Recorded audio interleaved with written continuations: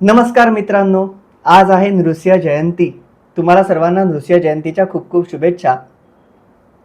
हिरण्याक्ष याचा वध वामन अवतारामध्ये विष्णूंनी केला. त्यानंतर हिरण्यकश्यपू हा जो त्या हिरण्याक्षाचा भाऊ होता, त्याला विष्णूंबद्दल प्रचंड द्वेष निर्माण झाला आणि त्याने प्रचंड तपश्चर्या केली. अगदी एका पायावर उभं राहून हात वर करून ब्रह्मांची तपश्चर्या केली आणि त्यांनी वरदान मागितलं की मला अमरत्व दे. ब्रह्म म्हणाले अजिबात शक्य नाही. अमरत्व ब्रह्मांना कुठे, ते चिरंजीव आहेत ते, पण त्यांना अमरत्व असं नाही आहे. ते त्यांना त्या अवतारामध्ये त्यांना यावं लागतं. ते दुसऱ्या ठिकाणी असतात, ते ब्रह्मलोकातनं येतात. त्यामुळे तसं होऊ शकत नाही. त्याप्रमाणे त्यांनी सांगितलं की ठीक आहे, तुला त्याच्या बदली काय पाहिजे. तर ते त्यांनी सांगितलं की अमरत्व म्हणजे कसं, की मला अस्त्राकडून शस्त्राकडून मला मृत्यू नको, मला सकाळी मृत्यू नको, संध्याकाळी मृत्यू नको, रात्री नको, दिवसा नको, शत्रूकडनं नको, कोणाकडून नको. तर अशा पद्धतीने त्याने असे अनेक वरदान मागितले. हिरण्यकश्यपूला राग, अनुराग, संराग आणि त्याची बायको यहुदी ही तेव्हा प्रसूत झाली होती आणि तिला मूल होणार होतं. इंद्र खूप इन्सिक्युअर झाला, कारण जेव्हा त्या ब्रह्मदेवानी जेव्हा वरदान दिलं तेव्हा तो स्वतःला म्हणाला कोण विष्णू वगैरे कोण नाही, जो काय आहे तो मी आहे. त्यामुळे त्याला प्रचंड अहंकार झाला होता. त्याने खूप उत्पात माजवून ठेवला होता. तेव्हा इंद्राने काय केलं, इंद्र म्हणजे तो एक पद आहे देवाचं, त्याने त्या हिरण्यकश्यपूच्या बायकोला यहुदीला उचलून नेलं. आणि कारण जर तिला पुत्र जर का झाला तर तो काय करेल, जर हिरण्यकश्यपू इतका त्रास देतो त्याच्या पुत्राचं काय होईल. तर ते नारद महाराज त्यांना भेटले. नारद महाराजांनी त्यांना सांगितलं, अरे तुम्ही काय करताय. ते म्हणाले नाही, मी असं असं करतोय. ते म्हणाले, अरे तोच विष्णू आहे, तोच तुम्हाला वाचवणार आहे. तर त्यामुळे त्यांनी सांगितलं की अरे तू त्यांना माझ्याकडे पाठव. त्यामुळे यहुदींना नारदांनी आश्रमामध्ये व्यवस्थित एक संस्कार केले, गर्भसंस्कार केले. त्यांना नारायण नारायण म्हणून विष्णूची उपासना करायला लावली आणि सुरक्षितरित्या त्यांना पुन्हा हिरण्यकश्यपूकडे ठेवलं. हिरण्यकश्यपूंनी त्यांचे आभार मानले आणि इंद्रही सुरक्षितरित्या त्यांना विश्वास बसला. त्यानंतर जेव्हा ती प्रसूत झाली, त्याच्यानंतर त्याच्यावर जे गर्भसंस्कार केले गेले होते, त्यामुळे तो सतत नारायण नारायण नारायण असं नाव घेत होता. तो उद्धार त्याचा होत होता. त्यामुळे त्याचे गर्भसंस्कार आहेत ते किती महत्त्वाचे आहेत. त्याच्यानंतर तो जेव्हा विष्णूंची भक्ती करायला लागला, तो सर्वत्र विष्णूंना बघायला लागला, तो मुलांना एकत्र गोळा करायला लागला आणि सत्य सांगायला लागला की विष्णूच सर्वत्र आहेत, विष्णूच सत्य आहे. त्याप्रमाणे पुढे या गोष्टीचा त्याला इतका संताप यायला लागला की हिरण्यकश्यपूने, तो भले स्वतःचा मुलगा का असेना, पण जो नारायणाचं नाव घेतो तो माझा शत्रूच. त्यामुळे त्यांनी खूप प्रकारे छळलं, त्याला कडेलोट केला त्याचा. पण भगवान विष्णूंचं असं होतं की जरी त्याचा कडेलोट केला तरी त्याने लाखोचं नाव, त्याचं नाव जर प्रल्हाद आहे, ते आपण प्रल्हाद म्हणतो, त्याचं नाव प्रल्हाद आहे, पण त्याचं नाव आपण प्रल्हाद असं उच्चार करतो मराठीमध्ये. तर त्याने त्याचे नामस्मरण केलं. तेव्हा त्यांनी सांगितलं की जेव्हा त्याला ते कडेलोट केला तेव्हा त्याला हलक्या फुलासारखं त्यांनी झेललं, त्याला वाचवलं. त्याच्यातूनही तो वाचला. त्याला हत्तीच्या पायदळी दिला, त्याच्यातनं तो वाचला. सर्पांच्या ह्याच्यात त्याला टाकलं, त्याच्यातून वाचला. त्याला होलिकेच्या मांडीवर ठेवलं, त्यातूनही तो वाचला. होलिका जळली आणि त्याचे वरती ते जे साडीने ते किंवा त्यांनी ते वस्त्राने कव्हर केलेलं, त्यामुळे तो वाचला होता. त्यानंतर त्याला उकळत्या कढईत टाकलं, त्याच्यातूनही तो वाचला. ते तेल कोमट झालं, त्याच्यावर फुलं आली, तो कोमट झालं. त्यामुळे तो विष्णूंना विष्णूंच्या बद्दल प्रल्हादाची भक्ती अतिशय वाढली. तो म्हणाला, तुम्हीच ना ते की जे मला दरवेळेला वाचवत होतात. शेवटी एक दिवस असा आला, शेवटी त्यांनी सांगितलं, सांगा. दरबारात तो फिरत होता, हिरण्यकश्यपू दरबारात फिरत होता. तर त्यांनी विचारलं की अरे तुझा नारायण काय, कुठे आहे. तर तेव्हा प्रल्हादांनी सांगितलं, तो कुठे नाहीये म्हणून विचारा. त्यांनी विचारलं, बघा हा खांब आहे इकडे, या खांबात तो आहे का. त्यांनी सांगितलं हो. त्यांनी रागाने इतका जोरात त्या हिरण्यकश्यपूने मुष्टीप्रहार केला की तो खांब दुबंगला. त्याच्या आधी खांबातून त्या गुर गुर गुर असा आवाज येत होता. तो खांब दुबगला आणि त्याच्यातनं विजा कडकडल्या.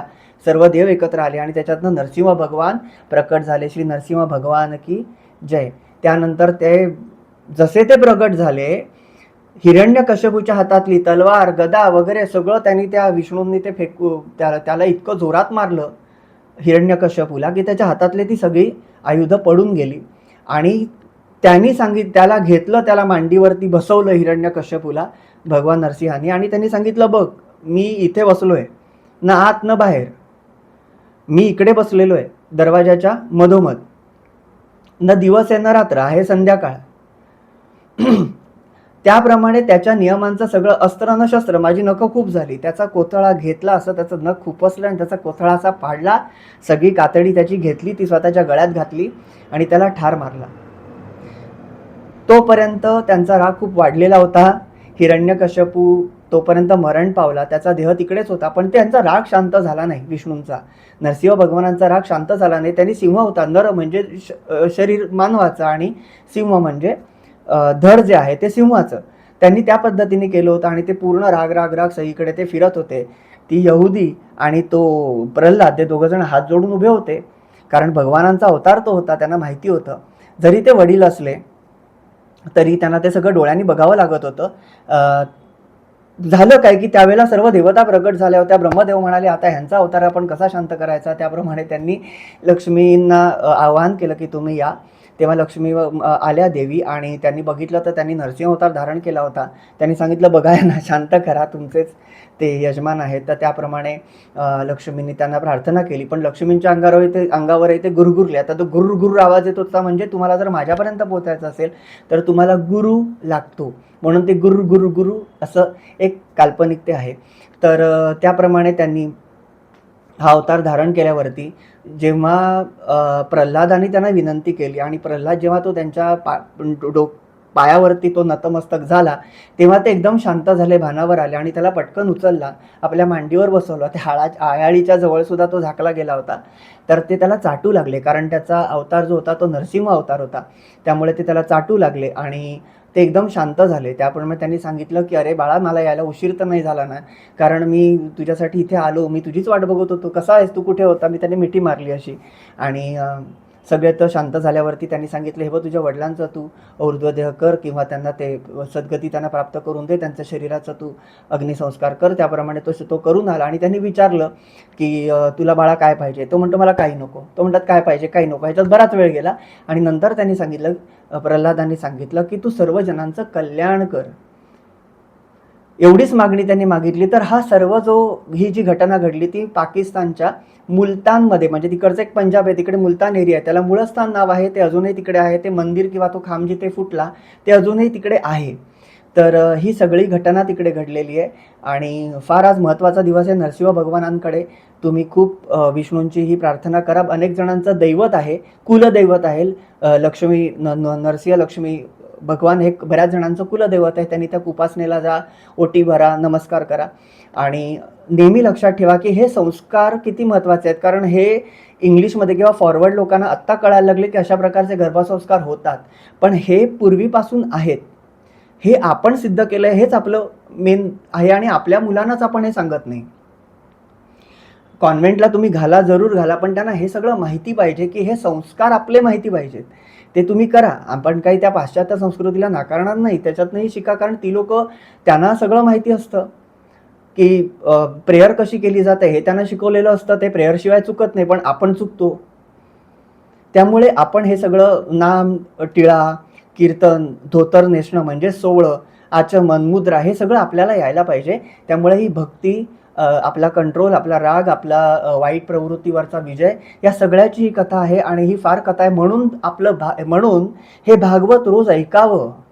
हे ऐकण्याची तळमळ यासाठी की तहान भागवणारं आणि आपला प्रपंच चालवणारं आणि आपल्याला चांगल्या लेवलला नेणारं, भक्ती मार्गातनं आपल्याला खूप उच्च स्तराला नेणारं आणि आपलं जीवन समृद्ध करणारं, सुखमय करणारं, उच्च स्तराचं नेणारं, यासाठी हे भागवत वाचणं गरजेचं असतं. आणि ते वारंवार वाचावं. एकदा वाचलं म्हणजे तुमचं झालं असं नाही. ते तुम्ही नित्य रोज असे ग्रंथ वाचावे आणि ते सातत्याने वाचावे, म्हणजे प्रत्येक दिवशी आपल्याला काय महत्त्व आणि आपल्याला काय सर्वाईव्ह करायचं ते आपल्याला कळतं. छान नरसिंहाची आज आरती लावा, म्हणा, स्तोत्र म्हणा नरसिंहांचं, त्यांचं दर्शन घ्या. श्रीराम जय राम जय जय राम. हरी विष्णू हरी नारायण नारायण जय जय नारायण नारायण लक्ष्मी नारायण नारायण. श्री नरसिंह भगवान की जय. श्री नृसिंह जयंतीच्या खूप खूप शुभेच्छा. जय जय रघुवीर समर्थ. श्री स्वामी समर्थ. सब संतन की जय.